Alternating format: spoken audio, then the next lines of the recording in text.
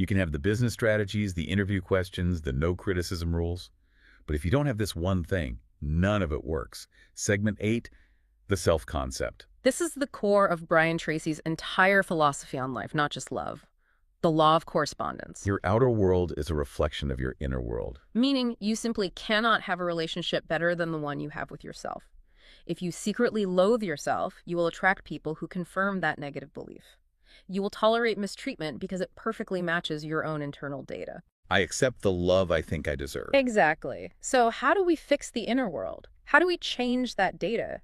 Brian gives us a prescription, a very specific drill. The mirror exercise. It is deceptively simple, but incredibly difficult for a lot of people to actually do. Walk us through it. If a listener wants to try this tonight, what do they do? You stand in front of a mirror, you look directly into your own eyes, deeply, and you say, out loud, with conviction, I love myself. I can feel listeners cringing right now just hearing that.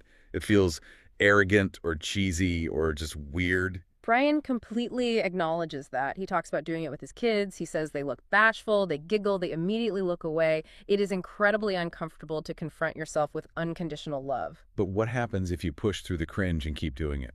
Brian says you cannot say it while looking in your own eyes without eventually smiling. It forces a physiological shift. It literally reprograms the self-concept over time. It's like an affirmation override for your brain's negative software. It is, and the logic is airtight. You have to fill your own tank. If you are running on empty, constantly looking for a partner to fill you up, you become an emotional vampire. You become that anxious attachment style we talked about earlier. You become a burden to the other person. But if you stand in front of that mirror and you genuinely love the person looking back at you, you enter a relationship to share your happiness, not to get happiness. And that is the fundamental difference between a transaction and a true partnership. Perfectly put. Wow. We have covered a massive amount of ground today. We have gone from the no criticism contract and avoiding the bulldog mentality to the zero-based exit strategy. We have audited our attachment styles, written purchase orders to the perfect person factory, and learned to spell love, T-I-M-E. It is a remarkably comprehensive system.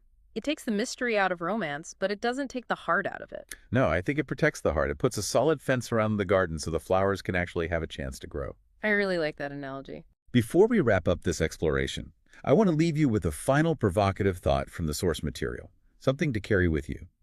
Brian mentions that ambition is the critical quality for the top 20% of successful people in business.